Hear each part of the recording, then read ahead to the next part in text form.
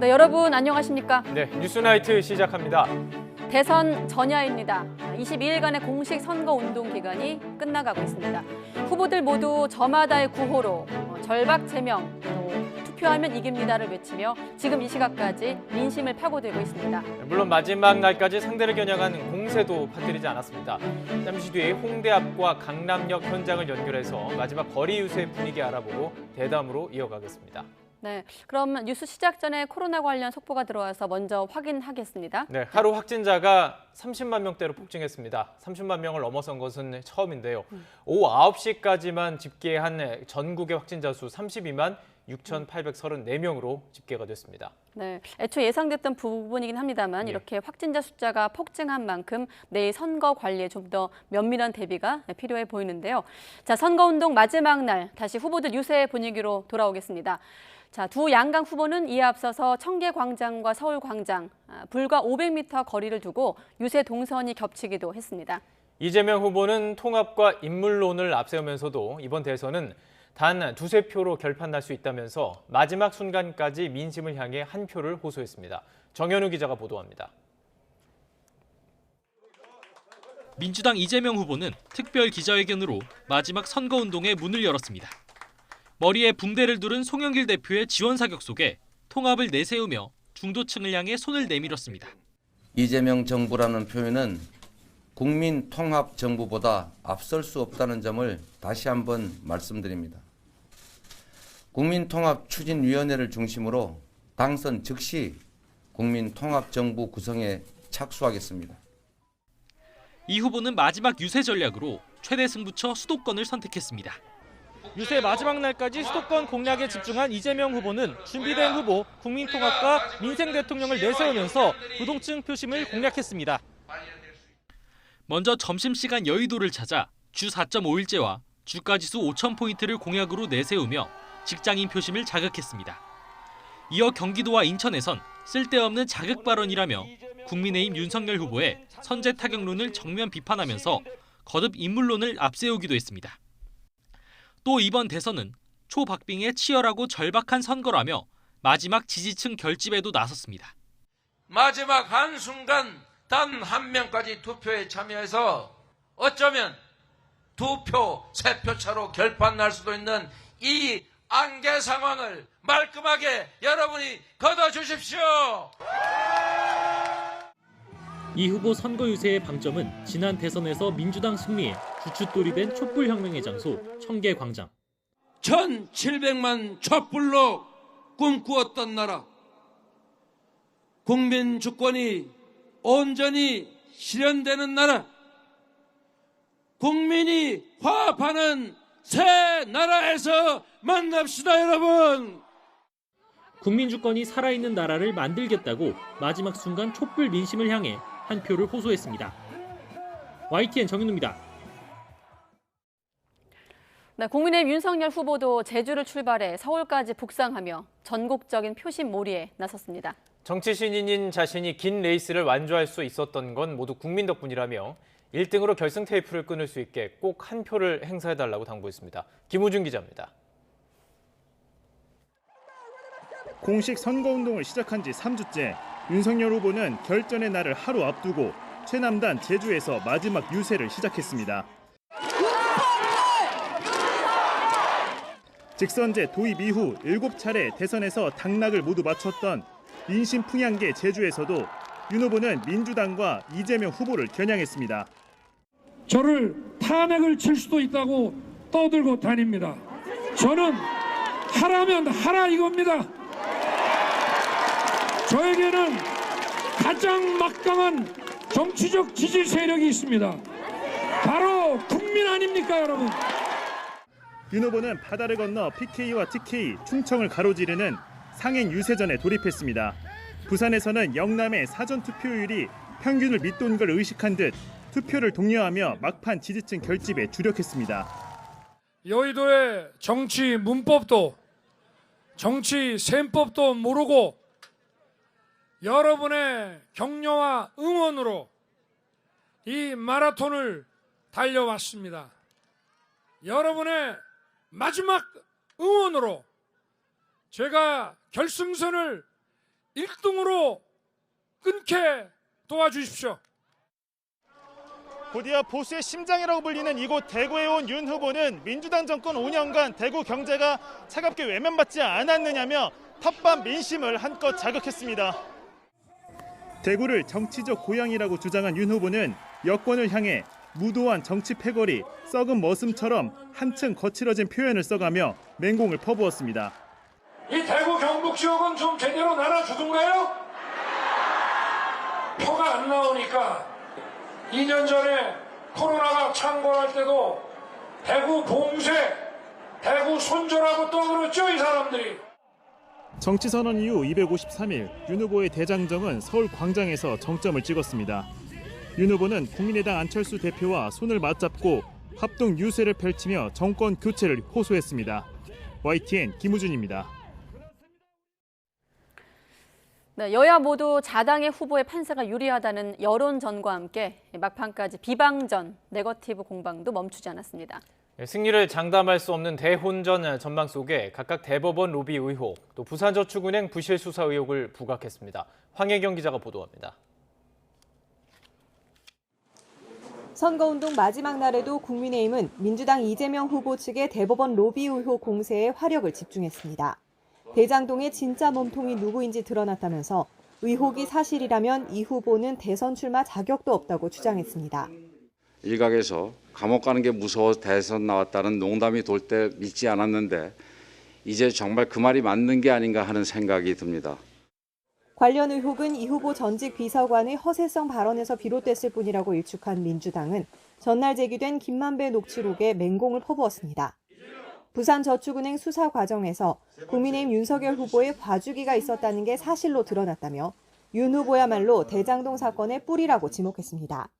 기만과 위선으로 가득한 윤석열 후보에게 결코 이 나라를 맡길 수 없습니다. 이제 국민이 심판해야 합니다. 클린 선거를 외치면서도 끝내 막판까지 네거티브 공세를 끊지 못한 여야는 서로가 이긴다며 여론전에도 박차를 가했습니다.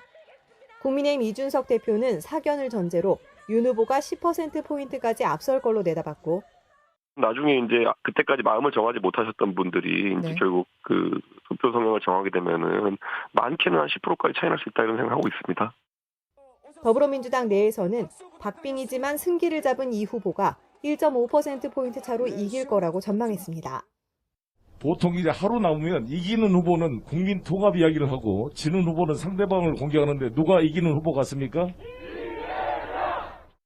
하지만 코로나19 확진자 폭증과 이로 인한 투표 혼선, 단일화 변수에 대선 막판에 추가된 새로운 의혹까지 어느 쪽도 승리를 장담하기 어려워진 만큼 여야 모두 지지층 투표 동료에 마지막까지 혼신을 다하는 모습입니다. YTN 황희경입니다. 네, 정의당 심상정 후보는 서울의 대학가를 누비면서 소신 있는 한 표, 청년 세대 지지를 호소했습니다. 덜 나쁜 후보로는 대한민국 미래를 바꿀 수 없다며 한 사람 한 사람의 삶을 바꿔낼 자신에게 소신의 한 표를 던져달라고 호소했습니다. 송재인 기자의 보도입니다. 정의당 심상정 후보의 마지막 유세 일정은 청년 또 청년이었습니다. 고려대 앞에서 대학가 집중 유세를 시작한 심 후보는 누구는 부모님 백을 쓰고 누구는 쓰리잡을 뛰는 건 35년 양당 정치가 만들어낸 불평등 정치 때문이라고 강조했습니다. 여러분들이 유능하지 않아서 생긴 문제가 아닙니다. 35년 극단적인 불평등 정치가 여러분들의 미래를 뺏어버린 거예요, 여러분. 그런 만큼 불평등을 해소할 주체 역시 강자인 거대 양당이 아닌 약자의 편에 선 자신뿐이라며 청년들의 지지를 호소했습니다. 누가 싫어서 찍는 한 표는 결코 내 삶을 바꿀 수가 없습니다. 이번 대통령 선거를 양당 독점 정치의 마지막 장으로 만들어 주십시오. 이어 막판까지 이어진 거대 양당의 청년 성별 갈등 논쟁을 겨냥해 유일한 페미니스트 후보로서 진정한 성평등의 미래를 뚫어내겠다고 다짐했습니다. 그 중심에 있었기 때문에 윤석열 후보도 막판에 페미니즘, 휴머니즘 이야기도 하고 또 이재명 후보도 여러 가지 성평등 공약을 내고 있지 않습니까? 이대와 신촌, 마지막 홍대까지 피날레 유세 일정을 대학가로 가득 채운 심상정 후보는 미래 세대를 향해 미래 정치에 대한 소신 투표를 거듭 요청했습니다. YTN 송재인입니다. 중앙선거관리위원회는 제20대 대통령 선거 투표의 개표가 내일 저녁 8시 10분쯤 시작될 것으로 예상했습니다. 중앙선관위는 코로나19 확진자와 격리자 투표가 끝나는 저녁 7시 반 이후 투표함을 이송하게 된다고 밝혔습니다. 이에 따라 선관위는 개표 개시 시점은 저녁 8시 10분, 첫 관내 사전투표함의 개표 결과 공표 시점은 밤 9시쯤이 될 것으로 전망했습니다. 네, 사전투표 혼란이 빚어진 지 사흘 만에 노정희 중앙선거관리위원장이 대국민 담화문을 통해서 사과의 뜻을 밝혔습니다. 본투표에선 철저하게 준비하겠다고 강조했지만 재택치료 인원이 100만 명이 이르는 상황에서 사전투표와 같은 혼란을 막을 수 있을지는 미지수입니다. 엄윤주 기자입니다. 대선을 하루 앞두고 대국민 담화문 발표에 나선 노정희 중앙선거관리위원장이 고개를 숙였습니다. 확진자와 격리자의 사전투표 과정에서 부실한 준비로 전국적인 혼란이 빚어진 지 사흘 만입니다. 미흡한 준비로 혼란과 불편을 끼친 점에 대해 위원장으로서 책임을 통감하며 국민 여러분께 진심으로 사과의 말씀을 드립니다. 그러면서 본투표에서는 심기 일전에 모든 유권자의 참정권 행사에 문제가 없도록 하겠다고 강조했습니다. 일단 확진자의 기표지를 대신 옮기면서 불거진 문제는 시간을 분리해 일반인과 동일한 방식으로 직접 투표하도록 하면서 대안을 찾았습니다. 하지만 오후 6시를 전후로 일반 유권자와 확진자, 자가격리자 동선이 겹칠 가능성이 크다는 점에서 감염 우려가 적지 않습니다. 확진자와 격리자분께서는 투표 후에 격리 장소로 반드시 복귀해 주셔야 합니다. 일반 유권자분들께서는 투표 후에 가급적 사람이 많이 모이는 장소에 방문을 자제해 주시기 바랍니다. 일반 유권자의 투표가 지연될 경우 확진자들이 추위에 떨며 대기해야 할 수도 있습니다. 대기 공간을 마련했다고는 하지만 갑작스럽게 마련하다 보니 명확하게 동선 분리가 안 된 곳도 있습니다. 현장 지원 인력이 필요하지만 사전투표 과정에서 불거진 항의와 몸싸움에 인력 확보에도 어려움을 겪고 있는 것으로 파악됐습니다. 선거 결과에 따른 후폭풍도 문제입니다. 근소한 차이로 당락이 갈릴 경우 부정선거 의혹으로 불복 시비가 불거질 가능성도 배제할 수 없습니다. 확진자 증가세가 가팔라지는 상황에서 치러진 유례없는 대선이라 준비가 쉽지는 않았다지만 주먹구구식 대응은 선거관리 역사의 오점이 된 것은 물론 대선 직후 적지 않은 후유증을 남길 것으로 보입니다. YTN 엄윤주입니다.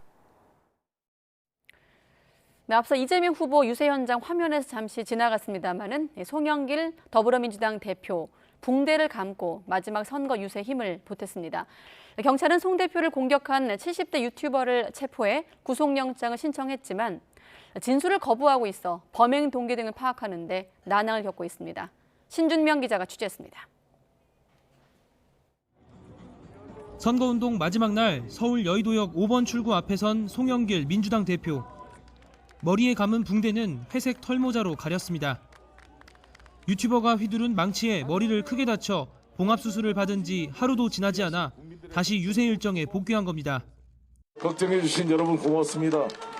다행히 뇌출혈이 없고 제가 머리가 좀 튼튼했는지 외부 상처만 나서 잘 꼬맸습니다. 송 대표는 앞서 서울 신촌 젊음의 거리에서 선거 유세를 하다 뒤에서 달려든 70대 유튜버 표모 씨에게 기습을 당했습니다. 망치로 송 대표의 머리를 수차례 내려친 표 씨는 특수상해와 선거 유세 방해 등 혐의로 현행범 체포돼 경찰서로 압송됐습니다. 하지만 경찰 수사는 순탄치 않은 것으로 전해졌습니다. 경찰 관계자는 표 씨가 대부분의 진술을 거부하고 있어서 범행 동기 등 정확한 사건 경위를 파악하는 데 어려움을 겪고 있다고 설명했습니다. 표 씨는 한미연합훈련 반대를 주장하는 극좌 성향 유튜버로 알려졌습니다. 송 대표가 지난해 8월 여권에서 제기된 한미연합훈련 연기 주장을 받아들이지 않자 이후 송 대표 일정을 쫓아다니며 지속해서 항의의 뜻을 전달해온 것으로 전해졌습니다. YTN 신준명입니다. 네, 이번 대선 공식 선거운동 기간 내내 후보의 배우자들, 유세장에서 찾아보기 힘들었습니다. 이 후보 배우자들을 둘러싼 의혹이 확산하면서 득점보다는 실점이 될 가능성 때문에 전면에 등판하지 않은 것으로 해석되고 있습니다. 황보연 기자가 보도합니다. 더불어민주당 이재명 후보와 국민의힘 윤석열 후보, 지난 4일 일제히 사전투표장을 찾아 한 표를 행사했습니다. 국민과 함께 반드시 승리해서 통합, 경제, 평화의 길을 확고하게 열어가겠습니다. 이 정권을 교체하고 새로운 희망을 찾기 위해서는 반드시 해야 된다고 저는 생각합니다. 하지만 이재명 후보 배우자인 김혜경 씨와 윤석열 후보 배우자인 김건희 씨는 동행하지 않았습니다. 지난 19대 대통령 선거에서 유력 후보들이 나란히 부인과 함께 투표에 나섰던 장면과는 극명하게 대비됐습니다. 그도 그럴 것이 김혜경 씨는 과잉 의전과 법인카드 논란으로, 김건희 씨는 허위 경력과 주가 조작 의혹 논란으로 대선 전국 내내 비방전의 중심에 섰습니다. 후보도 아닌 배우자들이 앞선이 뒤선이 당사를 찾아 대국민 사과까지 하는 초유의 사태까지 벌어졌습니다. 앞으로 더 조심하고 더 경계하겠습니다. 거듭 죄송합니다.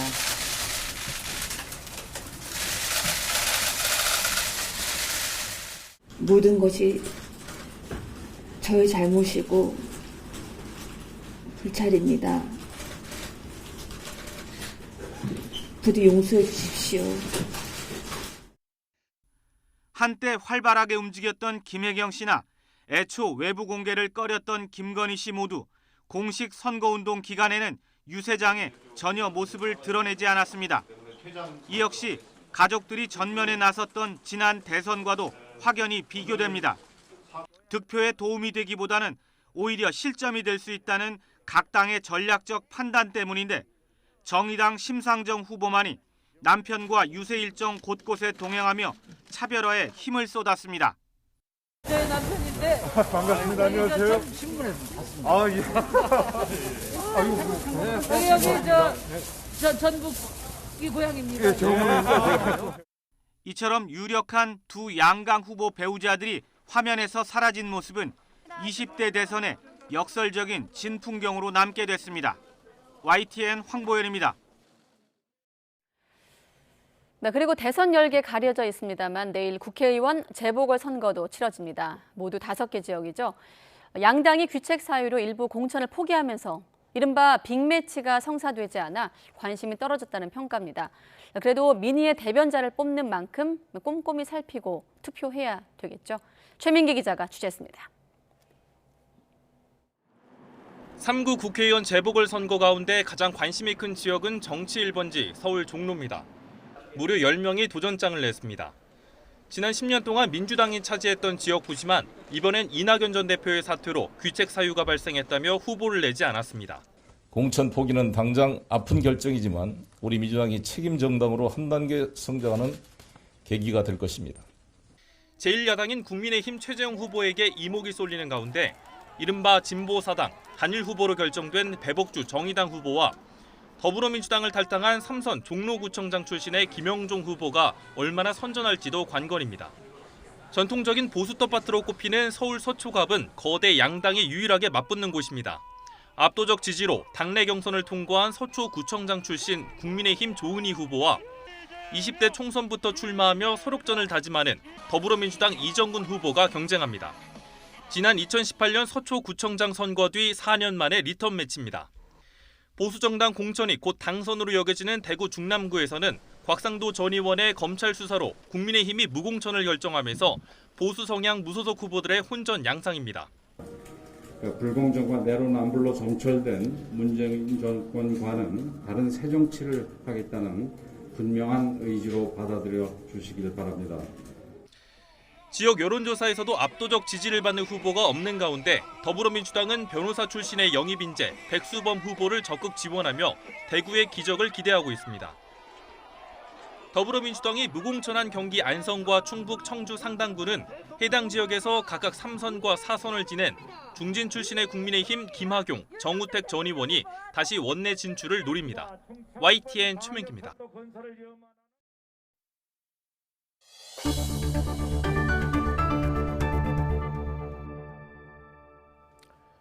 방화로 시작된 강원도 강릉 동해 산불의 큰 불이 나흘 만에 모두 진화됐습니다. 강릉 동해 산불 통합 현장지휘 본부는 오늘 오후 7시를 기해서 강릉 동해 산불의 주불 진화를 마무리하고 잔불 정리와 뒷불 감시 체제로 들어갔다고 밝혔습니다. 산림당국은 지난 5일부터 진화 헬기 106대와 인력 11,000여 명을 투입해서 진화 작업을 벌였습니다. 이번 산불로 지금까지 주택과 창고 등 190여 동이 불에 타고 이재민 110여 명이 발생했으며 산림 4,000헥타르가 소실됐습니다. 불은 지난 5일 새벽 1시쯤 강릉시 옥계면 주택에서 시작돼 인근 야산으로 옮겨 붙은 뒤 인접한 동해까지 번졌습니다. 경찰은 지난 6일 자신의 집과 주변에 가스토치로 불을 내 산불로 번지게 한 혐의로 강릉시 옥계면에 사는 60살 이모 씨를 구속했습니다. 이렇게 강릉 동해 산불의 큰 불은 나흘 만에 겨우 잡혔지만 아직 안심하기에는 이릅니다. 땅속의 불씨는 일주일 이상 살아남을 수 있기 때문에 재발화할 수 있어서 산림당국이 긴장을 늦추지 못하고 있습니다. 송세혁 기자가 취재했습니다. 화마가 휩쓸고 간 산 중턱. 하얀 연기가 피어오르더니 순식간에 불길이 다시 거세게 타오릅니다.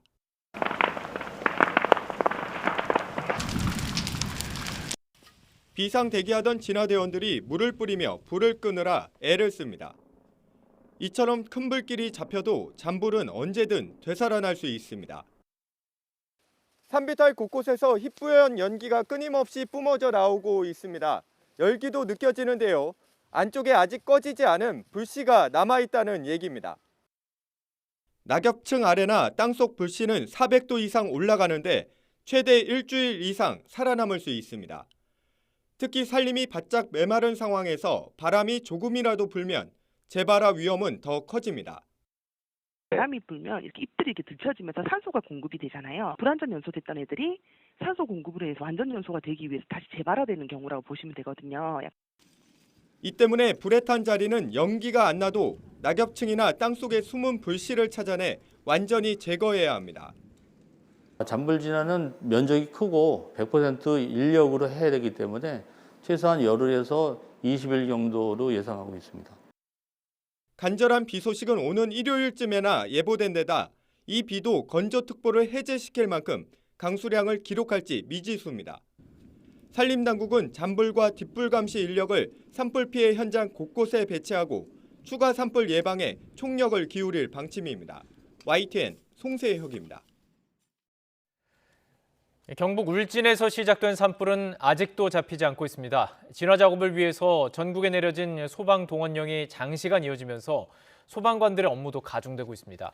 급기야 휴일을 반납한 채 지원 업무를 하던 소방관이 숨지는 일까지 벌어졌습니다. 이문석 기자입니다. 경북 울진 산불이 난 지 3일째 되던 지난 6일 새벽 소방경 고모 씨가 집에서 잠을 자다 숨진 채 발견됐습니다. 전국에 소방 동원령이 내려진 상황 속에 특근을 하고 돌아온 뒤였습니다. 9시경 되니까 이제 동생이 오늘은 너무 피곤하다. 쉬고 싶다고 이제 자러 간 거예요. 당연히 잘 자는 줄 알았는데 이제. 고 소방관은 충남소방본부에서 구조정책 업무를 담당하고 있었습니다. 지난해엔 갯벌 인명구조 시간을 5배 단축하는 구조장비를 개발해 대통령상도 받았습니다. 최근 대형 산불이 잇따라 소방 동원령이 잦아지고 코로나19로 결원까지 생겨나면서 소방관들 업무가 가중된 상태입니다. 숨진 소방관 역시 본인 업무에 더해 산불 지원 계획을 세우느라 지난 주말 휴일을 반납한 것으로 확인됐습니다. 한 달 동안 초과 근무만 50시간이 넘었습니다. 업무량이 사실 평소에도 많았고요. 근데 이번에 그 산불로 인해서 또 본인의 업무가 아닌 또 다른 업무를 이제 이번에 또 하다 보니까 좀 더 힘들었던 것 같습니다. 소방본부는 유족 신청을 받아 순직 확인 절차를 진행하기로 했습니다. 경북 울진에서 시작된 산불 진화를 위해 매일 1,000명 넘는 소방대원들이 투입되고 있습니다. 불을 끄는데 시간이 걸리면서 소방관들은 화마뿐 아니라 고된 업무와 힘겹게 싸우고 있습니다. 안타깝긴 하지만 남의 일 같지 않죠. 근데 저희가 이제 어찌됐든 뭐 하는 일이 그런 일이다 보니까 뭐 또 누구한테 미룰 수도 없고 저희가 뭐 해야 되는 일이니까. YTN 임석입니다. 네, 대선을 하루 앞두고 코로나 확진자 숫자가 오늘 밤 9시 기준으로 이미 30만 명대를 훌쩍 넘겼는데요. 여기에 위중증 환자도 급증하면서 2달여 만에 1000명대로 올라섰고 사망자도 200명 가깝게 나왔습니다. 이동우 기자의 보도입니다. 전파력이 강한 오미크론 변이 확산 속에 코로나19 신규 환자는 5일째 20만 명대를 기록했습니다. 60대 이상 고령층 확진자가 늘면서 위중증 환자와 사망자도 크게 늘고 있습니다. 위중증 환자 수는 1,007명으로 64일 만에 1,000명을 넘겼고 이는 2주 전보다 2배가량 늘어난 것입니다. 방역당국은 이달 말까지 1,700명에서 2,700여 명까지 발생할 것으로 전망했습니다. 정부는 현재 의료체계로 위중증 환자 증가를 충분히 감당 가능하다고 장담합니다.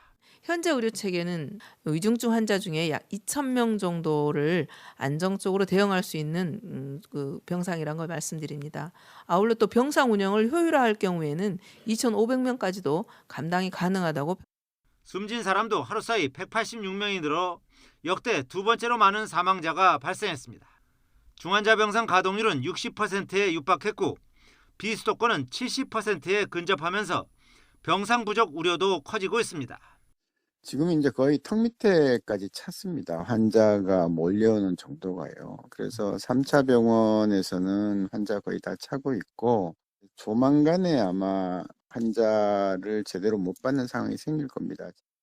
실제로 병상 수가 적은 비수도권의 경우 의료 역량 대비 코로나19 발생 비율은 이미 130%를 넘긴 상태입니다. 재택치료 환자도 지난 5일 이후 100만 명을 넘어서 116만 명대에 이릅니다. 이 가운데 하루 2번씩 모니터링을 하는 집중관리군은 18만 명에 육박해 정부가 관리 가능하다는 24만 명에 근접했습니다. 각종 방역 지표에 빨간불이 켜진 상황이지만 유행 정점까지는 아직 멀었고 하루 최대 35만 명까지도 발생 가능하다는 전망이어서 특단의 대책이 필요하다는 지적입니다. YTN 이동호입니다. 오미크론 확산으로 학생과 교직원 감염자가 급증하고 있지만 전국 학교 88%가 전면 등교를 유지하고 있는 것으로 나타나고 있습니다. 교직원 확진도 잇따르면서 대체 인력 찾기에 비상인 가운데 서울과 경기에선 확진 교사가 원격 수업을 하는 일까지 벌어지고 있습니다. 신현준 기자가 취재했습니다. 지난 2일 새학기 개학 이후 엿새간 학생 확진자는 17만 4천여 명, 하루 평균 2만 9천여 명꼴입니다. 지난해 학생 32만 명이 확진됐으니까 엿새 만에 지난해 확진자의 절반 이상이 나온 셈입니다. 이딴 교내 감염에 원격 수업으로 전환한 학교도 급증했습니다. 개학 첫날 106곳이던 원격 수업 학교는 334곳으로 3배 넘게 늘었습니다. 전면 등교 기조는 계속 유지되고 있습니다. 전체 학교의 88.1%가 전면 등교 수업을, 9.6%는 등교와 원격 수업을 병행하고 있습니다. 등교 수업을 받는 학생은 482만 명으로 82%에 달합니다. 오미크론 상황 속에서 학교가 빠르게 학사 운영에 적응하고 있고 등교 수업을 운영해야 한다는 등의 동의 정도가 높은 것으로. 교직원 확진자도 하루 평균 2,400명 넘게 나오면서 대체 인력 찾기에 비상이 걸렸습니다. 교육청별로 교사 대체 인력풀을 마련해놨지만 역부족입니다. 한시적으로 계약제 교원의 채용 조건을 완화한 바 있습니다. 외부 인력뿐 아니라 휴직 및 파견 교사도 본인이 희망하면 대체 교원으로 참여할 수 있도록.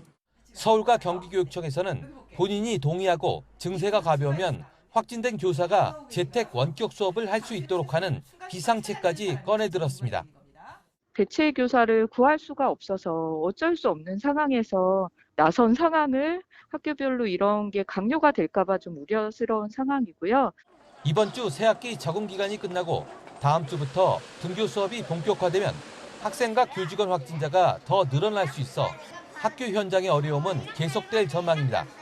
YTN 신현주입니다. 네, 의료 현장 혼란도 여전한데 임신부들이 특히 그렇습니다. 이 확진 임신부가 분만할 병원을 찾지 못하는 일이 잇따르자 정부가 분만 격리 관리료를 신설해 가산수가 300%를 적용하기로 했습니다. 기존에 임신부가 다니던 병원에서 분만할 수 있도록 해당 의료기관에 일종의 보상 방안을 마련한 건데 현장에선 현실성이 떨어진다는 지적이 나오고 있습니다. 이형원 기자가 취재했습니다. 코로나19 확산세에 임신부 확진도 늘고 있습니다. 올해 1월부터 2월 중순까지 확인된 확진 임신부만 600명에 육박하는데 문제는 이들이 분만할 병원을 찾는 게 쉽지 않다는 점입니다. 감염 확산 우려에 병원들이 분만을 거부하면서 구급차 안이나 보건소가 마련한 임시 분만실에서 출산하는 사례까지 잇따랐습니다. 이에 정부는 분만병원 참여율을 높이기 위해 코로나19 분만격리 관리료를 신설했습니다. 확진 산모가 분만할 경우 추가적으로 건강보험 수가를 지급합니다. 이것은 2월 25일에 소급 적용이 되고요. 4월 30일까지 한시적으로 적용이 됩니다. 확진된 임신부가 분만하는 병원에 가산수가 300%를 적용하겠다는 겁니다.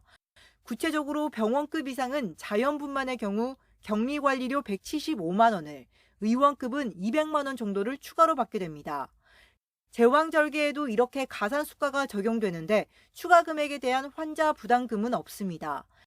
이 같은 정부 발표에 의료계는 현장 상황을 모르는 현실성이 떨어지는 대책이라고 지적합니다.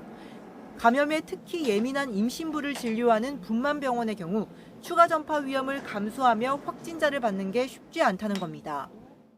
이 환자를 받음으로 해서 만약에 병원에 감염이 생겼다. 그러면은 병원에서는 그 몇 배를 손해볼 수가 있어요. 다른 산모들이 가만히 있지도 않고. 그러니까 일선에서는 이거에 대해서 이거 만약에 코로나 분만 받았다가 병원에서 손해가 발생하면 정부에 책임을 지겠다 하는 말 나오지 않는 이상은 병원들이 움직이지 않아요.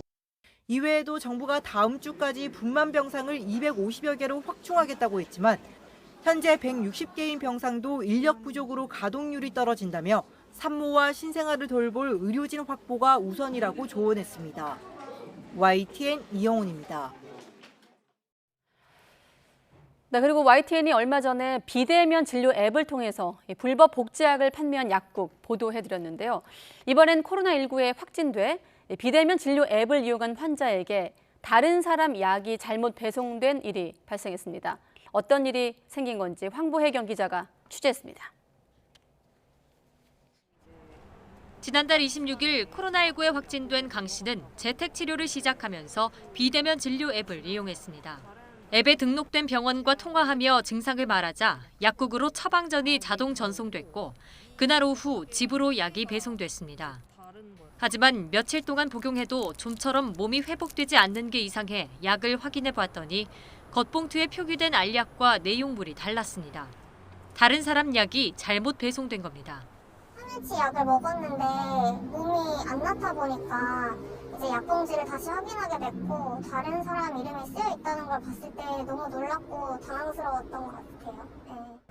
천만다행으로 부작용은 없었지만 알레르기 반응이 있는 약이라도 포함되어 있었다면 큰일 날 수도 있었던 상황입니다. 좀 무서웠어요. 복용했을 때 문제가 생기는 게 아닐까. 이 약을 먹으면 속이 쓰리니까 이 약을 빼고 드시면 돼요. 뭐 이런 식으로 안내를 해주시는데 그런 설명이 없으니까. 강 씨에게 약을 보낸 약국 측은 약봉투에 용법과 주의사항 등을 적어서 복약 지도를 하고 있다고 설명했습니다. 하지만 강 씨가 얘기하기 전엔 다른 사람 약이 잘못 배송된 사실조차 파악하지 못하고 있었습니다. 어디서 잘못됐는지는 알 수가 없게 되는 거예요.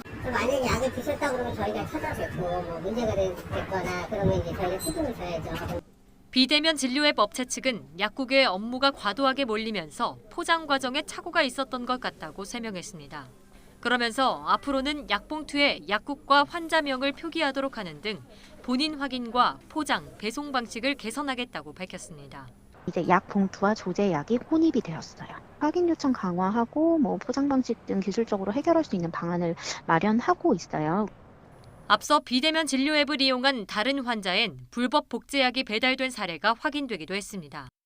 이처럼 비대면 진료 앱과 관련해 사고가 잇따르지만 관리 감독의 사각지대에 방치되고 있다는 지적도 나옵니다. 코로나19 감염병 상황에서 비대면 진료가 한시적으로 허용되다 보니 다양한 서비스가 등장하는데도 책임 주체는 명확하지 않은 겁니다. 준비 없이 한시적 비대면 진료가 허용이 되면서 예상이 되었던 문제이고 언제든 또 발생할 수 있다고 생각합니다. 하지만 정부 관리가 되고 있지 않아서 문제 발생 시 책임 소재가 불분명하고 그 피해가 환자에게 전가될 소지가 매우 큽니다. 보건복지부 관계자도 비대면 진료 앱은 관리 대상이 아니라면서 약국을 상대로 철저한 복약 지도를 안내하고 약을 안전하게 배송하는 방안을 고민하겠다고 밝혔습니다. YTN 황보혜경입니다. 북한이 과거에 6차례 핵실험을 실시한 풍계리 핵실험장에서 건물을 신축하고 보수하는 정황이 포착됐습니다. 북한이 핵실험 재개 준비에 들어갔을 가능성이 있다는 관측이 나오고 있습니다. 보도에 김형근 기자입니다. 미국 상업위성이 지난 4일 북한 풍계리 핵실험장을 찍은 사진입니다. 지난달 공터였던 곳에 목재가 쌓여 있는 것이 확인됐습니다. 미국 미들베리 국제학연구소는 새 건물 신축과 기존 건물 수리 정황도 포착했다고 밝혔습니다.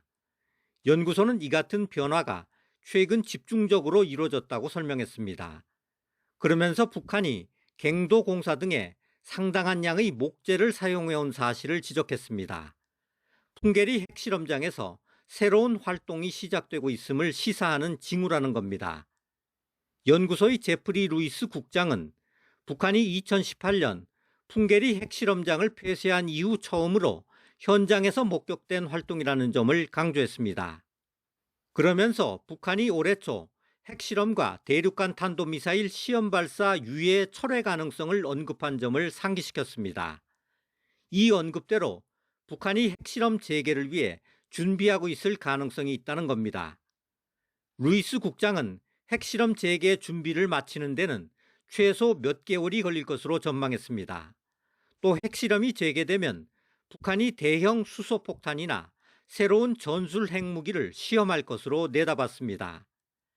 이번에 새 움직임이 포착된 풍계리 핵실험장은 그동안 6차례 핵실험이 진행된 곳으로 북한은 지난 2018년 북미 정상회담을 앞두고 분위기 조성을 위한 선제 조치로 갱도를 폭파했습니다. YTN 김영근입니다. 오늘 오전 9시 반쯤 서해 백령도 해상에서 남하하던 북한 선박을 쫓던 북한 경비정이 NLL을 넘었다가 우리 군의 경고 사격을 받고 퇴각했습니다. 군은 이 선박을 백령도로 예인해 조사 중인데 배에는 군복 등을 입은 7명이 타고 있었고 항로를 착각했다고 진술한 것으로 알려졌습니다. 김문경 기자가 보도합니다. 백령도 항구에 짙은 갈색 모양의 배가 정박해 있습니다. 오전 9시 반쯤 서해 북방 한계선 NLL을 넘어 우리 군에 예인된 북한 선박으로 관측됩니다.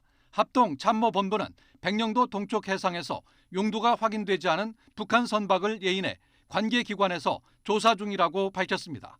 선박이 남하하자 북한 경비정이 뒤따라 NLL을 넘으면서 한때 긴장감이 감돌았습니다. 우리 고속정이 NLL을 1km 정도 넘은 북한 경비정을 향해 함포 세 발로 경고 사격을 했고 북한 경비정은 이후 북상했다고 군 당국이 밝혔습니다. 우려선을 빨리 돌려보내라. 돌려보내지 않을 경우 저희들의 안전을 담보할 수 없다. 우리 측은 살인, 상황 확인이 끝나는 대로 규칙이 관련 내용을 통보하겠다. 규칙은 더 이상 진정을 조성하지 마라. 해당 선박에는 군복 차림의 6명과 사복 1명 등 7명이 승선하고 있었지만 무장은 하지 않았으며 합동신문에서 이삿짐을 나르다 항로를 착각했다고 진술한 것으로 전해졌습니다. 우발적 상황으로 추정되지만 북한 경비정이 NLL을 침범한 건 2018년 이후 처음입니다.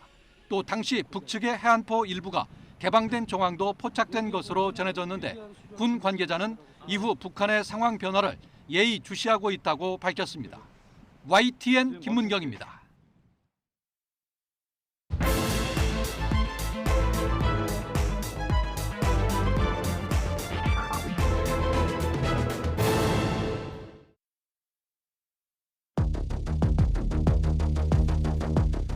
이재명 정부라는 표현은 국민 통합 정부보다 앞설 수 없다는 점을 다시 한번 말씀드립니다.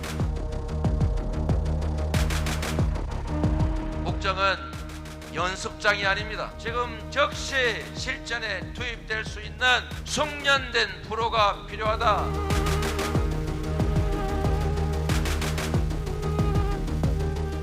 저에게는 가장 막강한 정치적 지지 세력이 있습니다. 바로 국민 아닙니까, 여러분? 여의도의 정치 문법도 정치 셈법도 모르고 여러분의 격려와 응원으로 이 마라톤을 달려왔습니다.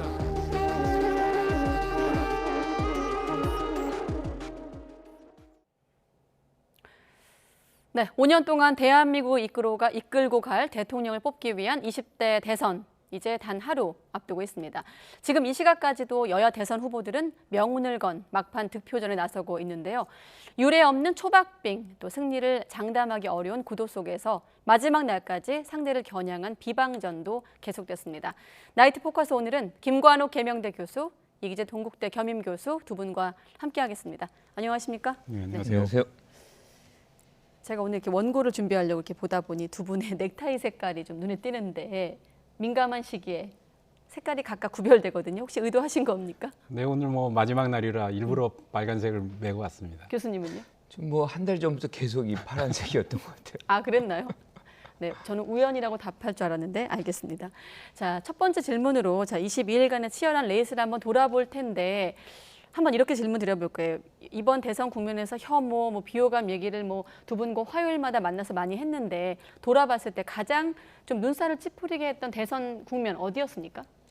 그러니까 유세를 할 때도 그렇고 계속 이 네거티브 중에 이제 대장동이 나오는 부분들이 굉장히 껄끄러웠어요. 그러니까 정책이 거의 뭐 정책 경쟁이라기보다는 그냥 네거티브 경쟁 이런 것이 가장 좀 눈살을 찌푸리게 했는데 네. 그것보다 더 사실은 충격적이었던 것은 갑자기 새벽에 이 단일화가 갑자기 날라 들어오는 장면은 국민이 완전히 배제된 거 아닌가 여기에서 사실은 국민적 동의가 없는 그런 단일화라는 것은 사실 뭐 어떻게 보면 국민들은 거기서 소외돼 버리는 거잖아요. 네. 그때 받았던 어떤 충격은 저는 굉장히 좀 불쾌했다. 뭐 이런 생각이 좀 들었어요.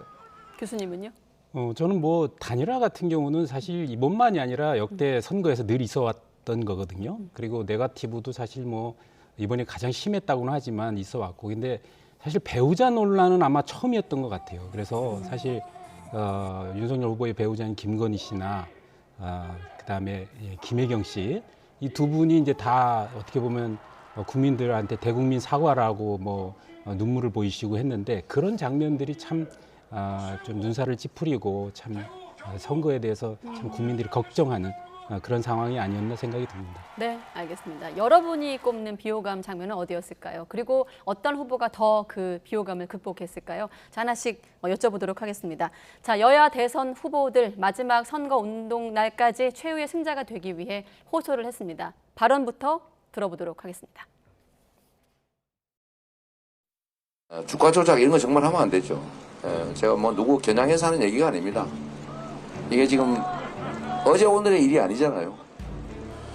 이 주가 조작이나 뭐 통정 매매를 포함해서 뭐 펀드 판매 사기나 이런 것들이 사실 매우 광범위하게 벌어지는데 이거에 대한 제재가 거의 없어요. 발각이 일단 어렵기도 하고 잘 안 하기도 하고 발각돼도 처벌 형량이 정말 거기서 본 이익에 비하면 너무 적은 겁니다.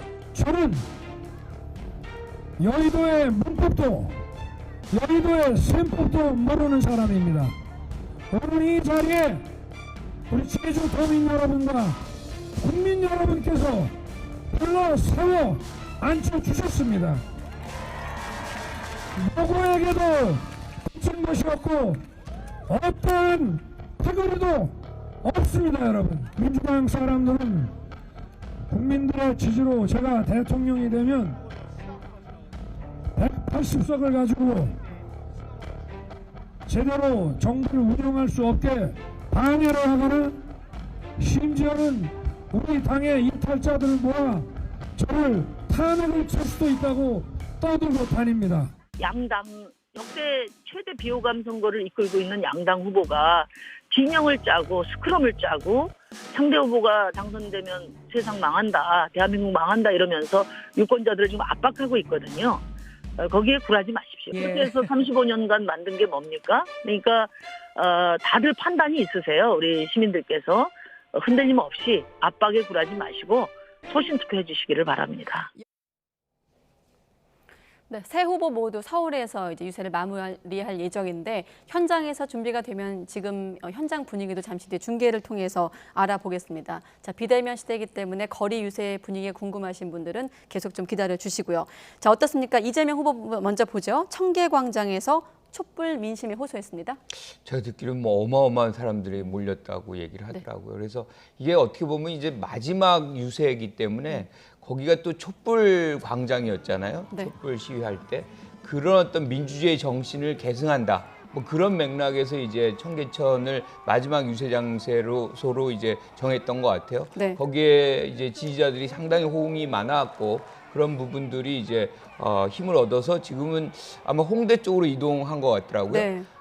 지금 뭐 윤석열 후보 같은 경우도 강남으로 이동한다는 것인데 그렇습니다. 결과적으로 그 행보는 실질적으로 여기에서 지금 이 장면에서 가장 중요한 캐스팅 보트가 2030 젊은 층이다. 그러니까 그 마지막 시간을 젊은 층에게 이제 어떤 지지를 호소하는 그런 시간으로 쓰겠다는 것이 이재명 후보가 홍대로 마지막으로 이동하게 된 배경이다. 저는 뭐 이렇게 판단합니다. 네, 이재명 후보와 송영길 대표의 모습도 보이고 있는데요. 혹시 현장이 연결이 되면 바로 연결해서 홍대 분위기 알아볼 텐데, 자, 그 전에 교수님은 어떻게 보셨습니까? 오늘 뭐 윤석열 후보 같은 경우는 아주 바쁜 이제 하루를 보냈죠. 그래서 제주에서 시작해서 부산, 그다음 대구, 대전 이렇게 서울로 올라왔는데 첫 유세를 이제 경부선 타고 내려간 거에 비하면 이제 오히려 이제 거꾸로 이제 올라오면서 네. 주로 이제 표를 이제 집중적으로 이제 받아야 하는 전통적 지지 기반에 이제 집중적인 호소를 했다고 볼 수 있고요. 네. 마지막에 이제 그 시청 앞 광장에서 어쨌든 많은 그 지지자들과 함께 연호를 하면서 유세를 했고 지금 이제 그 건대 입구하고 이제 강남을 가는 것 같아요. 역시 네. 이제 청년이겠죠. 아까 김 교수님 얘기하셨듯이 이번에는 처음부터 사실 어떻게 보면 끝까지 청년의 마음을 사로잡기 위한 선거가 되는 것 같아요. 그래서 뭐 민주당은 전통적인 뭐 20, 30대 지지층을 가지고 항상 해왔지만 이번에는 그 보수당인 국민의힘에서 20, 30대의 지지를 받으면서 시작을 하면서 네. 그들의 마음을 얻는 게 굉장히 중요하지 않습니까? 그거는 당장 이번 선거뿐만이 아니라 그건 이제 그 세대가 계속 성장하는 세대이기 때문에 더 집중을 하는 것 같고요. 어쨌든 이번에 청년들의 마음을 얻고 또 그들이 원하는 세상을 제대로 좀 만들어 가겠다는 그 포부를 실현했으면 좋겠다는 생각입니다. 네, 지금 시각이 10시 35분이기 때문에 이제 1시간 반 정도면 이제 공식 선거 운동이 마무리가 되고 지금 이 시각에는 이제 각 후보들이 거리를 다니면서 시민들과 좀 대화를 나누면서 좀 스킨십을 넓히는 그런 행보를 하고 있을 거거든요. 지금 이 1시간 반 동안 어떤 점에 좀 집중했다고 보십니까? 9시 이후에는 확성기 뭐 이런 것들이 안 되니까 아마 거리를 다니면서 지지자들하고 이제 사진 촬영도 하고 뭐 그런 어떤 소박한 행보를 할 것 같아요. 그러니까 대규모 집회는 지금 시간적으로는 불가능하거든요. 그러니까 사람들에게 지지자들에게 내 이제 솔직한 모습을 보여주는 그런 시간. 그러면서 이제 마무리하는 시간으로 삼을 것 같다는 생각입니다. 예, 교수님 말을 끊어 죄송한데 현장에서 지금 좀 준비가 된 것 같거든요. 자, 김태민 기자를 불러서 이재명 후보의 홍대 거리 유세 분위기 한번 들어보죠. 자, 김태민 기자. 네, 서울 홍대 앞 거리입니다. 사람들이 꽤 많이 모였는데 분위기 전해주시죠. 네, 이곳 서울 홍대 앞 거리에 있는 추운 날씨에도 불구하고 수많은 인파가 모여 있습니다. 지금 제 뒤에 이재명 후보가 연단에 올라서 시민들과 직접 대화를 나누면서 유세 연설을 한창 하고 있습니다. 파란 마스크와 옷차림을 한 지지자들이 이 후보의 말에 뜨거운 환호성을 보내고 있습니다. 이 후보는 앞서 밤 10시쯤에 이곳에 도착해서 거리를 걸으며 시민들과 직접 대화를 나누고 사진을 찍으며 인사를 나눴습니다. 대선을 하루 앞둔 오늘 수도권 전역을 돌았던 이재명 후보, 이제 공식 선거운동 종료까지 2시간여밖에 남지 않은 가운데 이렇게 마지막 유세지로 젊은이들의 거리인 이곳 서울 홍대 앞을 선택했습니다.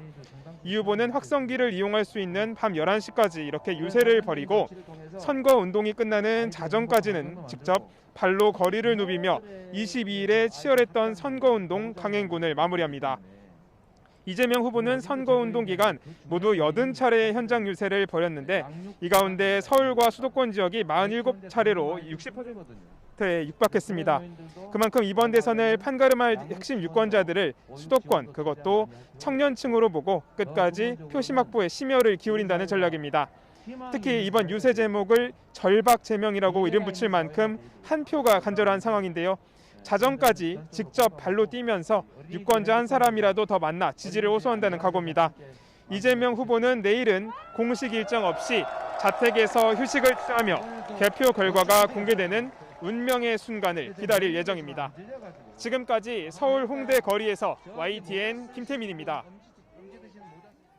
네, 막바지 유세지로 젊은이들의 거리, 홍대 앞을 선택한 이재명 후보 유세 현장 보셨고요. 자, 이번에 윤석열 후보 현장으로 가보도록 하겠습니다. 앞서 말씀드린 대로 강남역에서 지지자들에게 호소를 하고 있는데요. 투표 참여를 독려하고 있습니다. 바로 또 취재기자 불러보죠. 이경국 기자.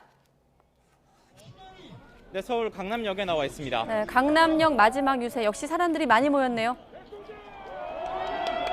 네, 그렇습니다. 지금 시각 밤 11시를 향해 가고 있습니다. 자정까지인 공식 선거운동 시간 이제 정말로 얼마 남지 않았습니다. 오늘 제주에서 서울까지 말 그대로 전국구 유세를 펼친 윤석열 후보, 지금 이곳 강남역에 도착을 해서 연설을 진행을 하고 있습니다.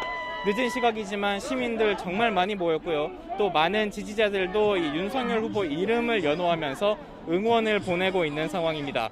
윤석열 후보 이곳에서 지금 소형 확성기로 간이 유세를 마친 뒤에 직접 이 강남역 일대를 도보로 이동하면서 시민들과 일일이 인사를 나누고 또 지지를 호소한다는 계획입니다. 오늘 거리 인사 이번 일정에는 투표하면 이깁니다라는 제목이 붙었습니다. 이 박빙 판세가 예상이 되는 만큼 윤석열 후보 시민들의 적극적인 투표 참여도 함께 독려할 것으로 예측이 되고 있습니다. 윤석열 후보 22일간의 공식 선거운동 기간 이 전국 곳곳을 돌면서 모두 합해 96번의 현장 유세를 펼쳤습니다. 수도권 지역에서의 유세가 42번으로 가장 많았고요. 불모지 호남도 5차례 방문하는 등 과거보다 더욱 공을 들이는 모습이었습니다. 유동인구, 특히 청년층이 많은 이곳 강남역에서 수도권 표심을 공략하며 대장정에 윤석열 후보 마침표를 찍는다는 계획입니다. 지금까지 서울 강남역에서 전해드렸습니다. 네, 각각 현장을 연결해서 유세 현장 분위기 봤는데 겹치는 부분이 청년층이 많이 다니는 거리긴 합니다. 어떻게 보셨습니까? 그렇죠. 이제 마지막에 이제 1시간 반 남았나요? 네.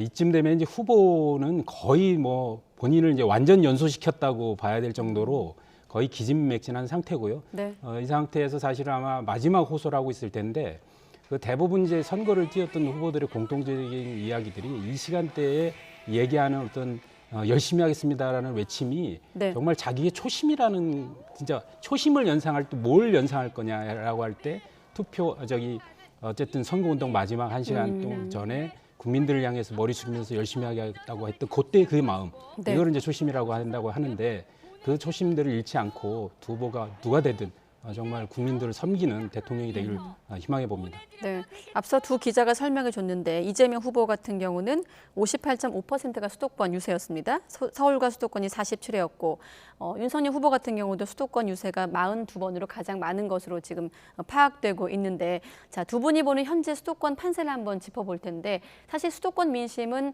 뭐 승부처라고도 부를 수 있습니다만 굉장히 복합적인 민심이 있는 곳 아닙니까? 그렇죠. 그러니까 지금 수도권에서 이기면 사실상 이기는 그런 게임이 되는 거기 때문에 두 후보 모두 다 여기다가 이제 모든 힘을 다 쏟았다 이렇게 얘기할 수 있는 것이고, 지금 서울 같은 데에서는 거의 백중으로 이제 맞물려 가는 것 같아요. 그리고 경기, 인천 같은 경우는 아무래도 이제 경기지사를 했었기 때문에 이재명 지사가 약간 백중우위 뭐 이 정도의 어떤 판세로 저는 파악을 합니다. 네. 이것이 실질적으로 이제 구현이 된다 그러면 지금 초박빙 선상에서 누구든 이 수도권의 우위를 점하는 사람이 승리에 가까이 갈 수 있는 그런 단초가 만들어지는 거 아닌가 이렇게 생각합니다. 저는 이제 서울하고 이제 그 경기 일대를 보면 네. 결국 이제 기존의 이제 여론조사 판세를 보면 서울에서는 윤석열 후보가 계속 앞서가고 있었습니다. 네. 그다음에 이제 경기에서는 이제 엎치락뒤치락 했었고, 저는 결론적으로 서울에서는 상당히 많이 그 격차를 벌릴 것이다 생각하는 게, 1년 전에 보궐선거 있었지 않습니까? 그때 오세훈 시장이 57.5대 39%였나요? 이렇게 한 18% 정도를 앞서가는데 네. 1년 이후에 갑자기 이게 뭐 민주당이 유리한 판세로 좀 가지 않으리라 보고 이 원인은 사실 부동산 때문에 그렇습니다. 어쨌든 서울의 아파트 값이 결국은 한 5억 되던 집이 지금 10억이 넘게 가고 있는데 이 문제에 대해서 과연 이재명 후보가 그냥 부동산 문제에 대해서 사과하는 정도로 끝날 문제냐. 예를 들어서 자산 격차가 이렇게 벌어졌을 때 이 국민들이 어떻게 이 자산 격차를 만회할 수 있는 것인지 이거는 사과 갖고 될 일은 아니라고 생각하고 이게 그렇다고 해서 이거를 집값을 떨어뜨릴 수도 없는 거 아닙니까? 그러면 네. 또 영끌했던 마지막에 집을 산 사람들은 또 어떻게 되겠습니까? 이렇듯이 저는 이 문제에 대해서는 정말 책임지고 넘어가야 된다. 그래서 정말 부동산 문제라든가 이 정권이 잘했으면 민주당 정권에 표를 주겠지만 정권 연장에 그렇지 않고 심판을 필요로 한다면 반드시 국민의힘에 투표를 해서 실제로 성난 어떤 부동산 민심을 보여줘야 된다. 이런 말씀드리고 싶습니다. 그 부동산 문제가 사실은 발생을 해서 정권 교체 요구가 비등해진 거는 사실이죠. 그 부분에 대해서 뭐 문 대통령도 그렇고 이재명 후보도 그렇고 상당 부분 사과를 했어요. 근데 문제는 이제 이분들은 향후 5년을 이제 책임지실 분들이거든요. 그러니까 그들의 정책이 어떤 것인가라고 본다 그러면 그 해결점이 있는지 없는지를 유권자들은 파악할 수 있는 거거든요. 지금 이재명 후보가 가장 강조하는 거는 1가구 1주택에 대해서는 세금을 낮추고 또 뭐 어떤 금융 규제 같은 것들이 있잖아요. 네. 그것도 최소화해서 정부가 국가가 사실상 1가구 1주택에 관해서는 언제든지 보장할 수 있는 그런 시스템을 만들겠다라고 얘기를 하는 것이에요. 더 문제가 되는 것은 사실은 다주택을 갖고 있는 분들이잖아요. 그러니까 이걸 차별화시켜 가지고 시장을 안정시키고 공급을 늘리겠다 이 얘기를 계속 하고 있기 때문에 저는 국민들이 그 부분에 대해서 아직도 우려가 있다 그러면 정권 교체 이론이 여론이 막 비등해야죠. 그런데 어느 순간부터 사실은 그런 어떤 비등한 정권 교체 요구보다는 오히려 뭐 무원칙한 그 단일화의 과정들 그리고 성 문제에 대한 어떤 뭐 마초적인 어떤 이 경향성 윤 후보의 뭐 이런 것들이 이제 화두가 되면서 이런 걸 오히려 평가하는 이걸 오히려 심판하는 그런 경향성이 늘어나고 있다. 그래서 우리가 마지막으로 올수록 사실은 그런 정권 교체 열기는 굉장히 이제 사실상 줄어들었다고 보는 거거든요. 그래서 네. 특히나 2030의 여성분들이 상당 부분 마지막 부분에서 사실상 이렇게 넘어오는 이런 장면들이 굉장히 많이 벌어지고 있고 그것은 윤 후보와 이준석 대표가 갖는 그런 어떤 이 남성 위주의 어떤 정책 뭐 이런 것들이 강조가 되면서 특히나 구조적인 성차별이 없다. 네. 뭐 이런 얘기는 사실 여성들한테는 굉장히 충격적이거든요. 그러니까 우리가 이건 데이터로 뭐 많이 나오고 있는 부분이고 이따가 우리가 좀 더 자세하게 얘기할 네. 거니까 그때 가서 또 네. 하도록 하죠. 여성 표심 얘기는 여성의 날 메시지도 얘기할 때 할 기회가 있을 것 같고요. 제가 조금만 더 보완해서 말씀드리면 저는 뭐 이재명 후보가 문재인 정부의 부동산 정책하고 차별화돼서 얘기하고 있다는 거는 알고 있습니다. 그래서 사실은 그 국민들이 좀 관심을 갖고 지켜보는 것일 수도 있고 혹은 지금 이재명 후보의 공약과 윤석열 후보의 공약이 차별성이 없어져 버리는 문제가 생겼는데 네. 문제는 선거 때는 무슨 얘기를 못 하겠습니까? 그러니까 2년 전에 총선 때도 그 강남 지역을 중심으로 해서 민주당 후보들은 종부세 없애겠다, 그다음에 공급 늘리겠다 그 얘기 숱하게 했어요. 그런데 그분들이 180석 된 뒤에 그 이후에 그 얘기 했습니까? 전혀 안 했어요. 민주당은 그러니까 한 사람이 어떻게 이재명 후보가 예를 들어 대통령이 된다고 해서 민주당 정책이 갑자기 바뀌나요? 그들의 기본적인 정강 정책의 노선이라는 게 있는 겁니다. 그렇기 때문에 항상 그 집 있는 사람들 그리고 이런 사람들을 굉장히 뭐 부자들에 대해서 억누르는 정책들을 계속 해왔기 때문에 저는 이게 이재명 후보 한 사람이 돼서 될 문제가 아니다. 그러니까 어차피 이재명 후보가 돼도 그 무리들에서 사람을 뽑아 쓰게 돼 있는 거 아니겠습니까? 그러면 똑같이 돌아갈 것이다 이렇게 말씀드리고 싶습니다. 네. 뭐 아시다시피 여론조사 공표 금지 기간이고 양측 모두 초박빙 구도 하에서 지금 서로 판세를 둘러싸고 정반대 해석을 내놓고 있거든요. 양측의 판세 분석도 들어보겠습니다. 이재명 후보의 막판 상승세가 아주 뚜렷합니다. 승리 가능성이 매우 높아졌다 이렇게 판단합니다. 오늘 후보의 얼굴을 보셔도 알겠고 저를 보셔도 알겠지만 표정이 매우 밝아지지 않았습니까? 정치인의 얼굴에는 효심이 담겨 있다 이렇게 얘기합니다. 1.5% 정도 승리할 수 있을 것 같다. 그건 저의 예측이 현실화될 것 같습니다. 저희 후보가 그 여론조사 블랙아웃 기간에 들어가기 전에 조사에 따라 좀 다르지만은 5에서 8% 정도 사이에 이제 좀 지지율 격차를 유지하고 있었는데 결국엔 나중에 이제 그때까지 마음을 정하지 못하셨던 분들이 이제 결국 그 투표 성향을 정하게 되면은 많게는 한 10%까지 차이 날 수 있다 이런 생각하고 있습니다. 네, 이를테면 여론전이잖아요. 지금 발언들은. 저는 이 부분은 이제 실질적으로 이분들을 알고 있어요. 왜냐하면 당은 계속해서 이제 공표가 금지된 이후에도 지금 여론조사를 하고 있거든요. 흐름을 쭉 갖고 있습니다. 아마 여야 후보 다 똑같이 갖고 있을 텐데 어떻게 해서 이렇게 수치가 다른지 그건 의아한 얘기죠. 근데 저는 그 부분에서 누군가는 이제 거짓말을 하고 있다라고 생각을 해요. 그런데 제일 중요한 거는 현실적으로 우리가 지금 공표가 금지되기 바로 직전이 3월 2일이었어요. 네. 그때 수치를 보면 40대 40, 38대 39 굉장히 비등한 차이였는데 갑자기 지금 국민의힘에서는 10%의 차이를 만들 것이다라고 얘기를 한다 그러면 그게 얼마나 현실성이 있는 것인가. 그 이후에 사실 나타난 어떤 이슈들은 국민의힘 즉 윤석열 후보에게 오히려 더 부정적인 일들이 많았거든요. 그러니까 단일화도 사실 굉장히 무원칙적이고 기습적으로 되면서 그 역풍이 굉장히 크게 불었다. 이게 이제 사실은 국민들이 많이 느끼는 부분이고 또 하나가 뭐냐면 김만배 씨 녹취록에 관련해서 대장동에서 실질적으로 어떤 책임을 가지고 있는 분이 윤석열 후보와 상당히 연관이 돼 있다. 이런 얘기들이 나왔거든요. 그러니까 어떻게 보면 부정적 효과를 낼 수 있는 사안들의 어떤 효과가 일들이 그 사이에 이제 더 많이 윤석열 후보 쪽으로 벌어졌는데 지지율은 오히려 더 커졌다. 차이가.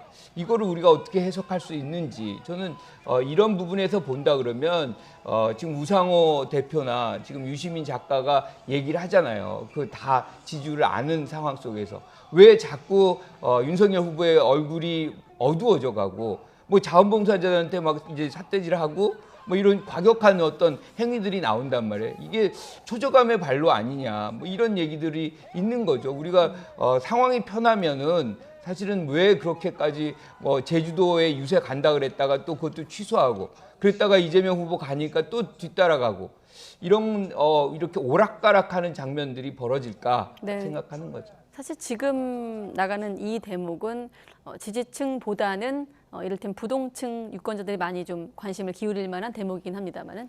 저는 이제 뭘 보면서 이제 윤석열 후보의 표정이 어두워졌다고 얘기하는지 도대체 모르겠어요. 그건 본인들 생각 아닐까 싶고 제가 볼 때는 유세장 전경마다 오히려 윤석열 후보는 더 신이 나고 어퍼컷 세레모니도 더 활기차게 하고 있는 것 같은데 그래서 제가 볼 때는 각자의 마음이긴 한데요. 좀 분석을 하면 그렇게 봅니다. 뭐냐면 그러니까 어쨌든 블랙아웃 되기 전에 여론조사가 한 20여 개가 나왔잖아요. 그러면 거기 한 2개 빼고는 전부 다 윤석열 후보가 우위였어요.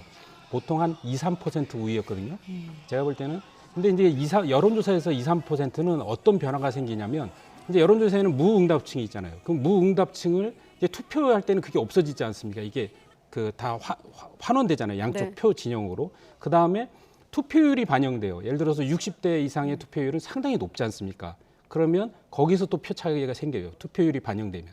그래서 보통 여론조사에서 한 2~3% 정도 이겼다 그러면 한 5%에서 6% 정도는 차이가 생깁니다. 그런 아까 그런 효과에 의해서. 그래서 이준석 후보가 이제 대표가 5% 정도를 얘기하는 것이고 여기에 단일화 변수로 아마도 한 5% 정도는 오지 않았을까인데 근데 사실 단일화는 제가 볼 때 효과가 그 정도 퍼센트가 올까 그 부분은 좀 미심쩍어요. 왜냐하면 워낙 시기와 방법에서 좀 모양이 좋지 않았던 것은 사실이라고 보여지고요. 그래서 저는 그래도 5% 정도의 승리는 윤석열 후보가 가져가지 않을까 이렇게 예측하고 있습니다. 네. 자, 사전 투표율, 물론 내일 본 투표율이 가장 관건이겠습니다만 36.93%를 기록하면서 이 열기를 본 투표가 이어받을 것인가가 관심이지 않습니까? 사실 워낙 초박빙 선거였기 때문에 2012년이 초박빙 판세였던 걸로 기억을 하는데 그때가 75.8%고 또 탄핵 전국을 지나서 조기 대선 치러졌던 19대 지난번 대선이 77.2%. 두 분은 어떻게 예상하십니까? 저는 지금 사전 투표가 거의 40% 가까이 됐잖아요. 네. 지금 본선거는 아무래도 이제 원래부터 하시는 분들이 굉장히 많기 때문에 80%까지 갈 가능성이 매우 높다. 그러면 이 어느 퍼센테이지가 누구한테 더 유리한 거냐? 저는 80%가 넘어가거나 그 즈음에 온다 그러면 이재명 후보가 유리하고 75% 정도나 그 아래로 간다 그러면 윤석열 후보가 유리하다고 봐요. 그 이유는 지난 대선 때 60대, 70대 즉 윤석열 후보 지지층이 많이 포함되어 있는 이 세대가 거의 한 84% 투표를 보였어요. 반면에 지금 이재명 후보를 지지하는 경향성이 높은 30대, 40대, 50대는 거의 대부분이 70% 중반대였거든요. 네. 그렇다 그러면 전반적으로 이제 올라간다는 것은 사실상 30대, 40대, 50대 투표율도 같이 따라 올라간다는 것이기 때문에 그런 측면에서 본다 그러면 이재명 후보에게 좀 유리하지 않을까. 그래서 그 이제 투표율도 상당한 의미가 있다. 저는 이렇게 봅니다. 네. 그러니까 투표율은 우선 이제 사전 투표율이 워낙 높았기 때문에 좀 더 높아지지 않겠나 예측하는 게 이제 다수고요.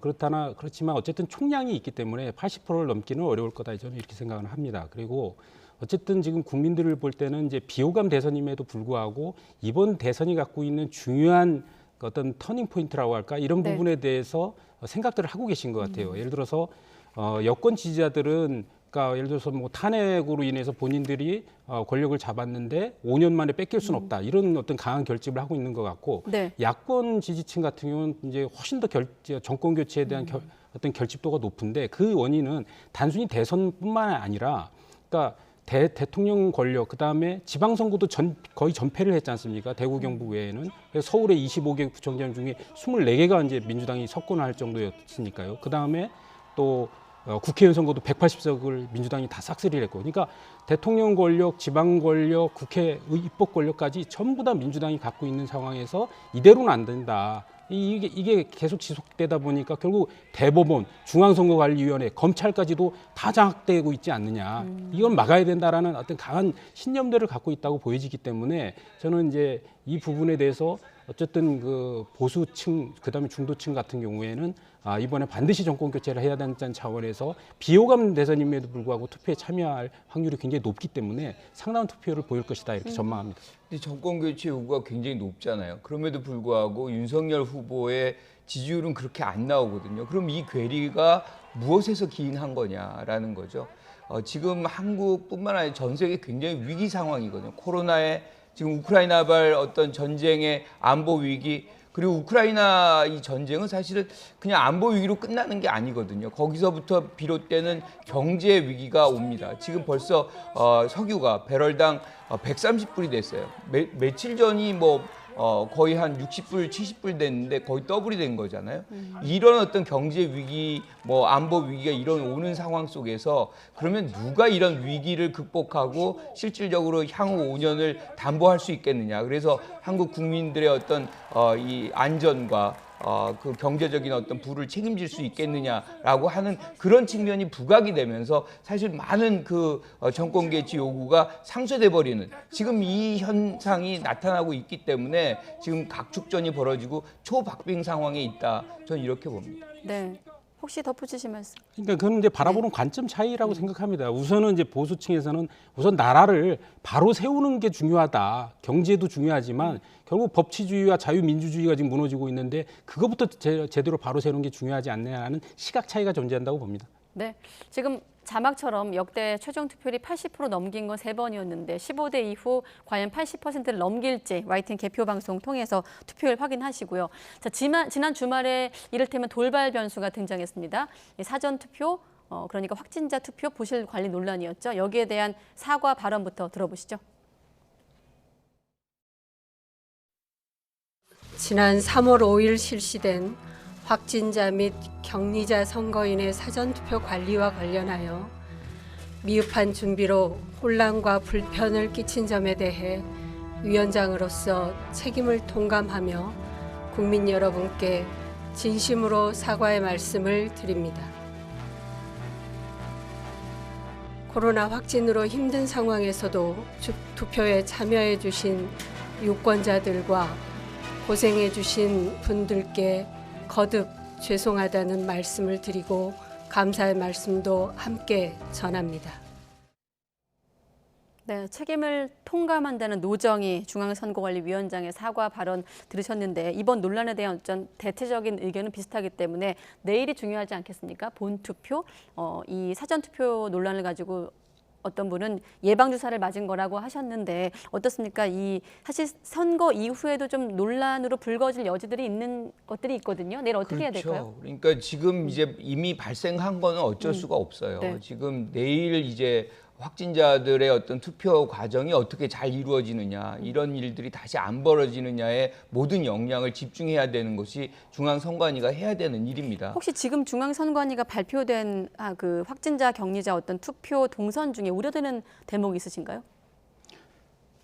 뭐 저는 일단 제일 이제 문제가 됐던 게 네. 기표함에 곧바로 유권자들이 자기 표를 못 넣는 이게 직접 투표의 어떤 문제를 만들어낸 거잖아요. 네. 그게 이제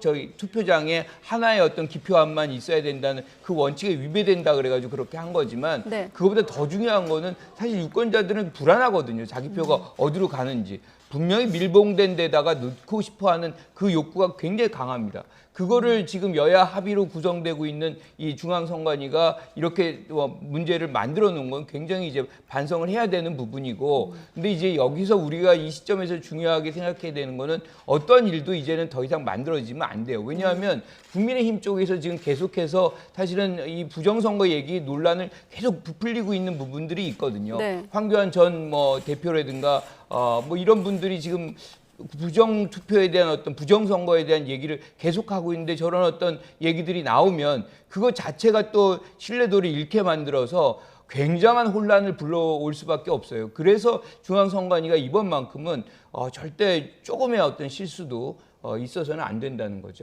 6시를 전후해서 일반 유권자 또 확진자의 어떤 동선이 겹칠 가능성이 있다는 좀 우려스러운 대목들도 있긴 하거든요. 그렇죠. 그러니까 그래서 이제 5시 반으로 이제 시작했던 거를 이제 5시 50분 후에 이제 외출을 허용하면서 이제 6시부터 투표를 해라 이런 건데요. 네.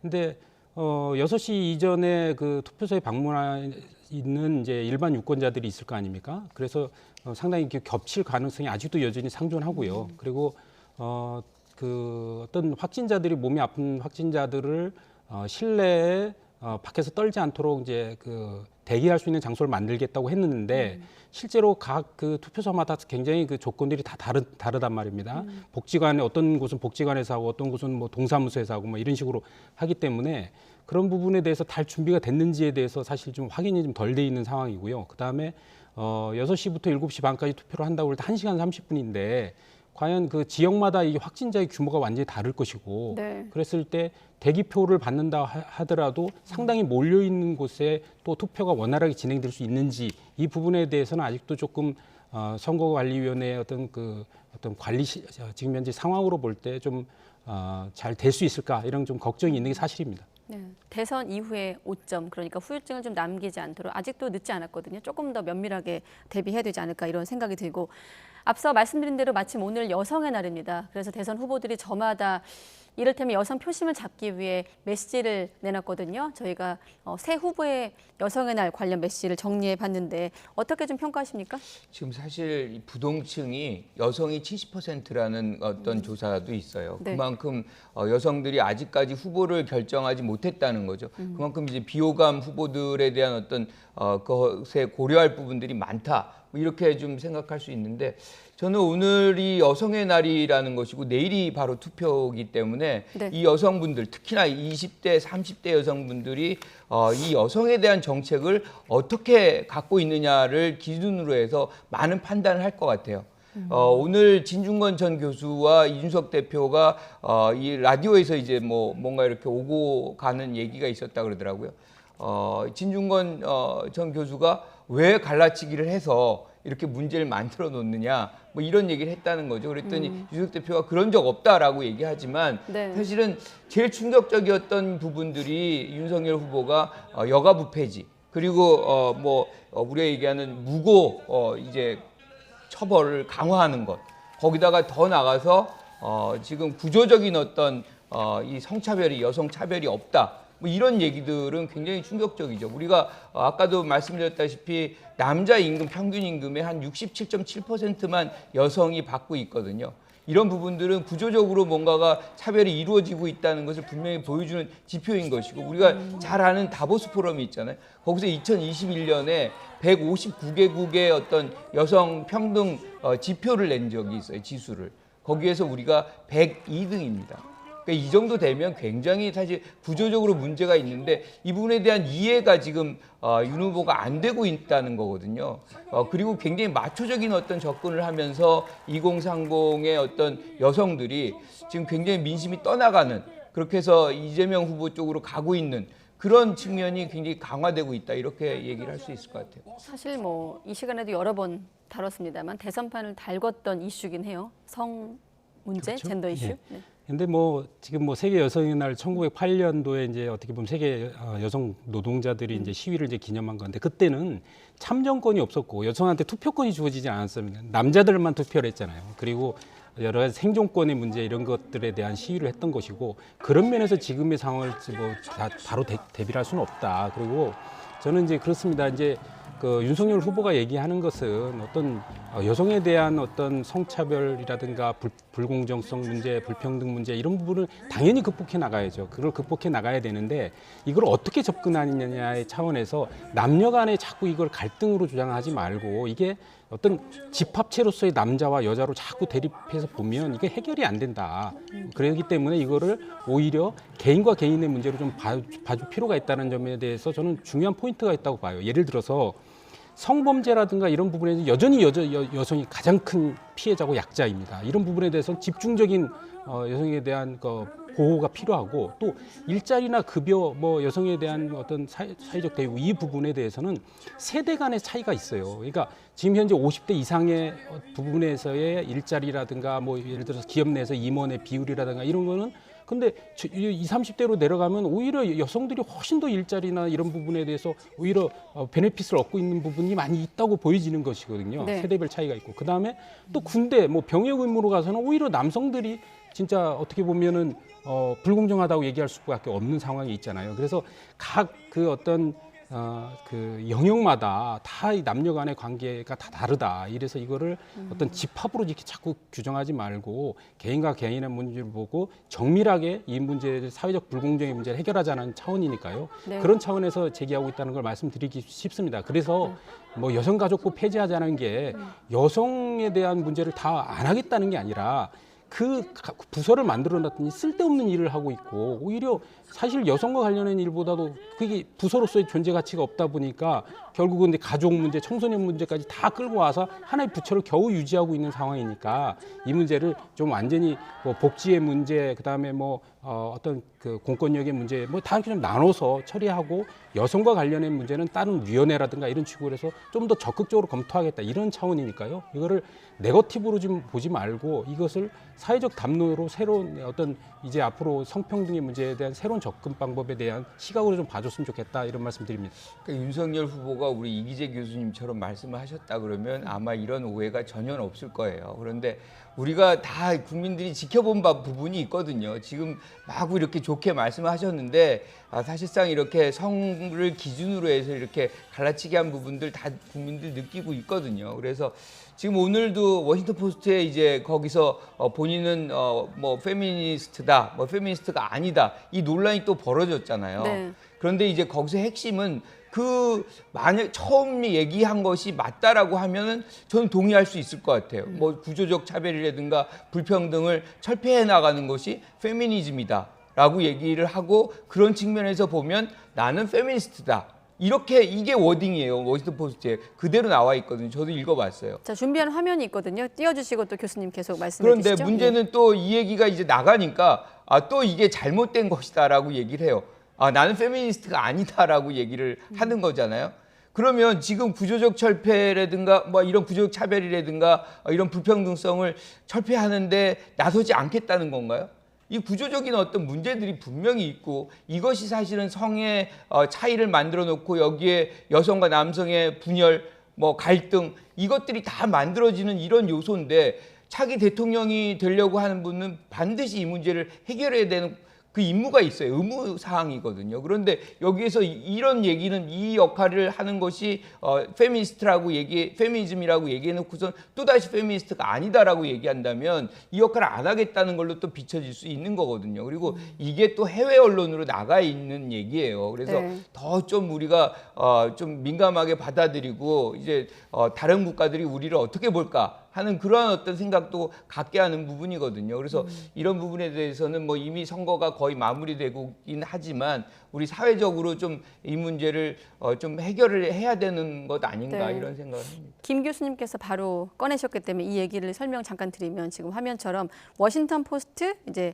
서면 인터뷰 기사인데 그 인터뷰에서 윤석열 후보가 스스로를 페미니스트라고 생각한다고 답변한 것에 대한 진실 공방입니다. 네. 그렇죠. 그러니까 그 지금 보면은 이제 공보팀이라는 게 있잖아요. 캠프에 가면 그러면 이제 이런 이제 서면 답변들은 후보가 직접 하는 게 아니라 그러니까 공보팀에서 이제 작성해서 이제 내보내다 보니까 약간 이제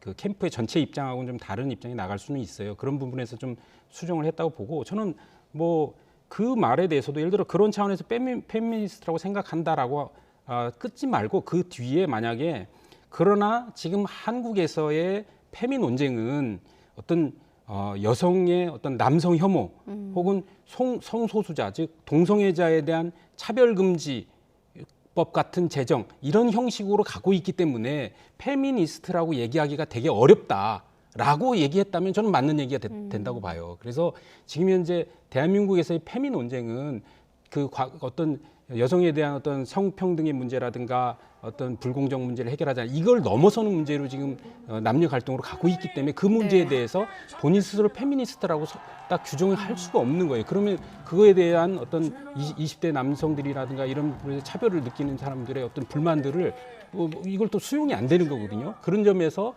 좀 약간의 좀 정제되지 못한 말이 나갔기 때문에 국민의힘에서 다시 이걸 수정하는 일이 있었다 이런 점 말씀드리고 싶습니다. 네. 자, 이번엔 후보를 둘러싼 논란, 마지막 날까지 서로를 향해서 서로를 겨냥한 비방전이 계속됐는데 먼저 김만배 씨 음성 파일 보도 관련해서 설전이 어제도 이 문제 다뤘습니다만 연일 이어지고 있습니다. 민주당 같은 경우는 이제 계속 대장동 몸통이 윤 후보다라며 사죄하라는 입장이고 국민의힘은 마타도를 할 것이냐, 지적 수준이 의심된다 이런 입장이거든요. 자, 지금 이 대장동 관련한 음성 파일 공방은 대선을 하루 앞둔 시점에서 어떻게 좀 보고 계십니까? 이게 하루 앞두건 이틀 앞두건 이거의 시간의 문제는 아닌 것 같아요. 이게 이제 진실의 문제인 거잖아요. 여기에서 지금 김만배 씨 목소리 우리 국민들 다 압니다. 분명하게 그 목소리로 지금 우리가 이제 부산저축은행이죠. 부정 대출을 합니다. 1,100억을 이제 대장동에 해주는데 거기에 이제 조모 씨가 수사를 받는데 이분에 대해서 이 박영수 변호인을 통해 가지고 무마를 했다. 이게 이제 그대로 이제 워딩으로 나와요. 그렇다 그러면 사실상 대장동의 시작이라고 할 수 있는 이 부산저축은행 불법 대출 문제부터가 윤석열 후보가 개입돼 있다. 라는 얘기를 우리가 생각하게 할 수밖에 없는 것이거든요. 네. 그리고 또 한 가지 여기서 또 다른 이제 측면은 뭐냐면 지금 김만배 씨가 이재명 후보 지금 우리는 많은 분들은 이제 사실 대장동의 몸통이 이재명 후보다라고 얘기를 하고 있었고 특히나 이제 국민의힘 쪽에서는 그렇게 지금 얘기를 줄기차게 했었는데 그 당사자인 김만배 씨는 뭐라고 그러냐면 이거 공산당 같은 땡땡이다. 이렇게 얘기를 합니다. 뭔가 도와주지 않고 뭔가를 계속 이제 뽑아가려고 하는. 그러니까 땅값이 오르면 터널을 팔아, 배수지를 팔아 이렇게 얘기를 하잖아요. 이런 거는 지금까지의 김만배 씨랑 유착이 돼가지고 이런 얘기를 했다. 대장동 문제를 만들었다라고 얘기하는 것과는 완전히 배치가 되는 그런 얘기들이 나온 겁니다. 그래서 이 부분은 시간의 문제가 아닌 것이고 또 이거는 특검을 갈 수밖에 없는 거예요. 그래서 아마 저는 이게 대선과는 무관하게 특검으로 이어질 수밖에 없는 것이고 여기에서 진실은 반드시 규명이 돼야 된다. 우리가 2007년에 BBK 특검이 있었잖아요. 그 당시에 그 진실이 밝혀지지 않아서 사실은 많은 사람들이 잘못된 선택을 할 수밖에 없었던 부분이 있었어요. 또다시 그런 과오를 범하지 말아야 되는 것이죠. 네, 그러니까 대선 결과에 상관없이 이 문제는 대선 이후에도 연결될 논란이다 이렇게 보시는 물론입니다. 거군요. 자, 이 논란 다음에 윤석열 후보에 이어서 이재명 후보 역시 보도가 논란입니다. 이재명 후보가 간단히 요약하면 성남시장 시절에 첫 수행 비서가 대법원 로비 정황을 얘기했다는 보도인데 이 문제는 어떻게 예상하고 계십니까?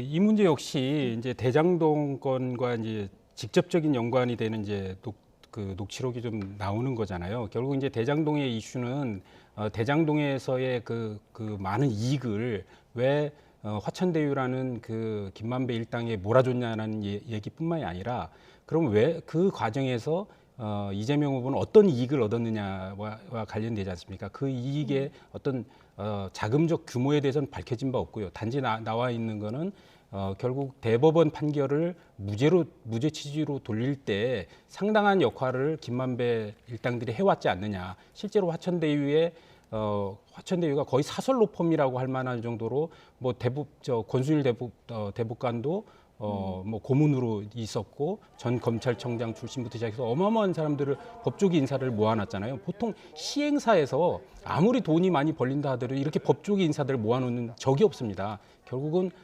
이거는 그 이재명 후보를 어떤 판결을 지원하기 위한 거 아니겠냐라는 이제 의혹을 갖고 있었던 것인데 그와 관련한 이제 또 녹취록이 이제 나온 것이고요. 그래서 과거에 이제 그 김만배 씨가 결국 이제 대법원을 출입하면서 권순일 대법관을 이제 어떤 설득하는 과정들 그리고 나중에 화천대유에서 어떤 일정 금액을 주면서 고문으로 영입한 과정이 폭로되었었는데 그의 연장선에서 어떻게 보면 이재명 후보의 측근이라고 할 수 있는 수행비서 백모 씨라는 분이 결국 대법원 작업을 자기들이 싹 했다라는 것들이 이제 나온 거기 때문에 뭐 어떻게 보면 새로운 것이라기보다는 기존에 얘기했던 것들을 논리적으로 뒷받침할 수 있는 하나의 자료가 나온 것이다 이렇게 생각이 되고 네, 여기에 대해서 민주당 같은 경우는 허세성 발언이라고 하고 있고 국민의힘은 재판거래 사실이면 출마 자격 없다고 공세를 하고 있거든요. 양당 얘기도 한번 들어보고 또 교수님께 질문 드리겠습니다.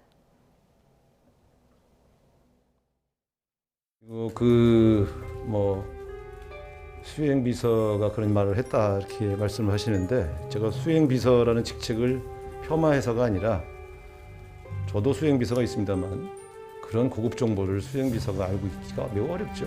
그래서 저는 막판에 급해지니 이것저것 던지는구나 이런 느낌으로 생각합니다.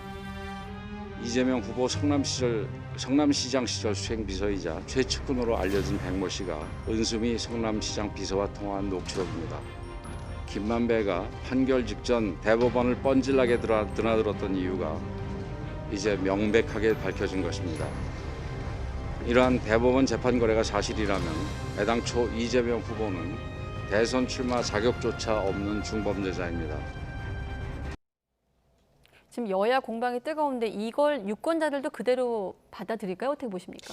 저는 이 사실관계를 좀 제가 명확히 해야 될 것 같아요. 이거는 대장동하고 상관이 없는 거예요. 이거는 그 전에 선거법 관련된 부분에서 이제 대법원에서 이제 판결이 나오는 그 과정을 얘기하고 있는 거예요. 그래서 그거 말씀을 좀 드리고 이재명 후보 수행 전 비서인데 이분이 언제 이제 그만두냐면 2013년 하반기에 이걸 그만둡니다. 그러니까 그 이후에 이제 계속해서 어떤 상호작용이 있었다면 모르겠지만 그 위에 연관이 전혀 없어요. 그러면 지금 뭐를 알 수 있는지 그 부분이 시간적으로 설명이 안 되는 건데 그래서 이제 민주당에서 허세적인 어떤 얘기다라고 그렇게 얘기하는 이유가 알 수 있는 구조가 아니었다는 거예요. 그 관계가. 그런데 어쨌든 누군가하고 얘기하면서 이런 얘기를 한 것은 맞는 것 같아요. 그런데 전혀 그런 거랑은 이제 사실이 아닌 것이고 또 여기에서 이제 대법원을 우리가 어떻게 통제를 한다. 뭐 이런 식으로 다 우리 편으로 다 만들었다. 뭐 이런 워딩이 나오잖아요. 네. 그래서 이제 김만배 씨가 뭐 7번인가 이제 권순일 대법관을 만나러 갔다라고 얘기를 하는 겁니다. 그걸 설득하기 위해서. 그런데 우리가 좀 전에 얘기했던 그 녹취록으로 돌아가면 김만배 씨가 이재명 후보한테 뭐라고 얘기합니까? 땡 같은 땡땡, 공산당 같은 땡땡. 이렇게 욕을 한참 하니까 그쪽에서 뭐 관련된 사람이 더 이상 욕 좀 하지 말라 뭐 이런 정도로 그 관계가 나쁜 관계인데 그 노력을 해가지고 권순일 대법관한테 가서 이것 좀 도와주세요 하겠습니까? 상식적으로 이거는 연결이 안 되는 부분들을 지금 막 억측적으로 이렇게 얘기하는 것은 저는 합리적인 분들은 여기에 동의하지 않을 것이다. 저는 이렇게 생각합니다. 이게 연관이 다 돼요. 연관이 안 되는 게 아니라 국민들이 다 연관성을 알고 있어요. 그리고 이재명 후보가 대법원에서 판결로 살아났기 때문에 지금 후보의 위치에 있는 거 아니겠습니까? 그리고 그것을 도와준 게 대장동의 화천대유 일당이고 그래서 그들이 많은 이익을 취할 수 있었다는 것이고요. 여기 이제 그 성남시 비서관으로 이제 그 이재명 후보의 이제 수행 비서였던 백종선 씨는요. 이게 2013년도에 지금 민주당에서는 그만뒀다고 얘기를 하는데 이건 공직을 그만둔 거죠. 그때 뇌물 문제 때문에. 그 이후에도 본인이 그만두면서 백종선 씨의 동생, 그다음에 동생의 부인, 그다음에 여동생까지 다 성남시 취직을 시킵니다. 그러면서 계속적인 비서실에서의 영향력을 발휘했고요. 그다음에 2017년에 실질적으로 트위터에 본인이 이재명 후보의 선거운동을 했던 사진이 게시가 돼 있어요. 그리고 최종적으로 말씀드리면 지난번에 그 유동규 본부장 있지 않습니까? 지난번에 그 압수수색 들어갔을 때 전화기 집어 던졌다는 유동규 본부장. 그때 마지막 통화를 한 사람이 백종선이라는 제보가 있어요. 그걸 원희룡 정책본부장이 폭로한 사례가 있습니다. 그렇듯이 이분이 아주 멀리 있는 게 아니라 네. 계속적으로 이재명 후보의 측근으로 어떻게 보면 뗄 수 없는 가신의 역할을 하고 있는 사람입니다. 자, 만약에 이제 대법관들 이렇게 회유하고 그랬다 그러면 여기 요 대목 여기까지만 듣겠습니다. 네, 요 말씀 말씀하세요. 네. 예. 네. 거기에서 이제 그 나오는 얘기가 뭐냐면 3,700억을 달라고 한다. 그래서 사실 법조인들이 상당 부분 난 그렇게 해서는 못하겠다라고 빠졌다 그래요. 그러면서 그래서 내 천화동인 1호가 커져버린 것이다라고 얘기를 하는 거죠. 만약에 여기서 협조를 얻어내려고 했다면 이재명 후보가 회유하려고 했다면 거기에서 3,700억 달라고 얘기 안 하죠. 더 많이 나눠 갖게 해야 되는 거 아닙니까? 그거는 논리 구조상 안 맞는 거잖아요. 근데 그러니까 그거는요. 그 이번에 그 폭로된 녹취록은 과거에 정영학 녹취록 같이 몰래 녹취한 게 아니라 오히려 사건 이후에 김만배 씨가 어떤 인터뷰 과정에서 자기를 합리화하기 위한 얘기를 한 거예요. 그래서 이거를 그 김만배 씨의 자기의 주장을 옹호하기 위한 논리이기 때문에 그 사람의 논리를 가지고 우리가 해석할 수는 없는 거라고 보여집니다. 아니 그 장면은 네. 굉장히 오랜 친분 관계를 갖고 있는 분하고 둘이 얘기하는 거거든요. 거의 서로가 거짓말을 할 수 없는 그런 관계 속에서 자기 얘기를 하는 건데 우리가 지금 보면은 틀린 것들이 안 나오잖아요. 커피 한 잔 가서 먹으라 그러면 그러고 나올 것이다. 실제로 그렇게 해서 했다는 거 아니에요? 틀린 얘기들이 지금 안 나타나고 있는데 그 녹취를 전부 다 전면적으로 부정하겠다는 거는 원하는 것만 얘기를 듣겠다. 네. 그러니까 과거에 뭔가 녹취록이 나오면 그분이다. 700억 누구 거다. 그러면 그 부분은 어떻게 또 다 수용을 하고 또 이거는 수용을 안 하려고 하시는지. 네, 지금 넥타이 색깔만큼이나 두 분의 해설이 좀 다른데 김 교수님 이제 얘기는 이 사건이 대장동 의혹과 별개라고 보시는 거는 이제 2019년 9월 선거법 위반 사건 2심 당선 무효형이 대법원에 간 얘기를 하시는 거고 또 교수님 같은 경우는 대장동 사건의 한 축을 사법거래 의혹으로 보시는 거죠. 그럼요. 네, 예. 시청자 여러분의 이해를 돕기 위해 제가 조금 간단히 요약을 했고 자 끝으로 이 질문까지 드리고 마무리 짓도록 하겠습니다. 뭐 저희가 이 시간 통해서 뭐 코로나19 대유행, 초박빙, 2030 중도층 뭐 수도 없이 변수 얘기를 했는데 어떻습니까? 이번 20대 대통령 선거가 정치 역사에서 갖는 의미 좀 거창한 질문인가요? 그러니까 다시 말하면 새로 뽑힐 대통령이 갖고 있는 상징성 어디에 있다고 보십니까? 저는 위기의 시대다라고 생각을 해요. 그러니까 코로나가 이제 뭐 굉장히 좀 마무리가 되기는 하고 있지만 네. 전 세계적으로 굉장히 어려운 상황으로 들어가고 있습니다. 여기에 실질적으로 과거지향적인 그런 어떤 대통령을 뽑겠느냐 아니면 우리의 미래를 위해서 이런 어려운 상황 속에서 미래를 극복할 수 있는 그런 어떤 후보를 뽑겠느냐의 문제거든요. 네. 타임지가 이재명 후보에 대해서 그렇게 가난한 사람이 이 대통령 후보까지 온 부분을 보면 이재명의 인생은 대한민국, 최빈국이었던 대한민국이 이런 선진국으로 자란 그런 부분과 굉장히 궤를 같이 한다라고 얘기를 하고 있거든요. 그러려면 우리가 얼마나 많은 난관을 극복해왔습니까? 그러니까 저는 무슨 얘기를 하고 싶은 거냐면 그런 수많은 난관을 통해서 지금 대통령 후보 자리에 올라온 이재명 후보는 그런 어떤 경력, 그 과정들이 더 큰 위기의 선상에서도 그런 문제점들을 해결할 수 있는 능력으로 우리한테 이해될 수 있겠다 이렇게 보는 거죠. 이제 이번 대선은 그러니까 대한민국을 지금 눈부시게 발전시켜온 세 개의 축이 있습니다. 하나는 자유민주주의, 그다음에 시장경제, 그리고 법치주의입니다. 네. 이 세 개의 틀이 너무 급격하게 지금 흔들리고 있고 무너지고 있다. 그 이유는 워낙 민주당 정부가 너무 많은 권력을 급격하게 걸머 쥐었다. 대통령, 지방선거, 그다음에 국회의원 선거까지 너무 많은 권력을 한꺼번에 쥐고 있으면서 대한민국을 이렇게 흔들었기 때문에 이번에 대선에서는 국민들이 견제와 균형의 원리 속에서 정말 힘의 균형, 권력의 균형을 제대로 잡아서 다시 이제 대한민국을 다시 자리 잡게 하는 역할을 꼭 해주셔야 된다, 이런 말씀을 마지막으로 드리고 싶습니다. 네, 아까 자막에 지나갔는데 선관위가 내일 저녁 8시 10분쯤부터 개표 개시를 예상하고 있더군요. 자, 개표 방송은 YTN과 함께 해주시기 바랍니다. 그리고 두 분과는 다음 주에 미래와 비전을 얘기할 수 있었으면 좋겠습니다. 네, 김관욱 계명대 교수, 이기재 동국대 겸임 교수 두 분과 함께했습니다. 오늘 고맙습니다.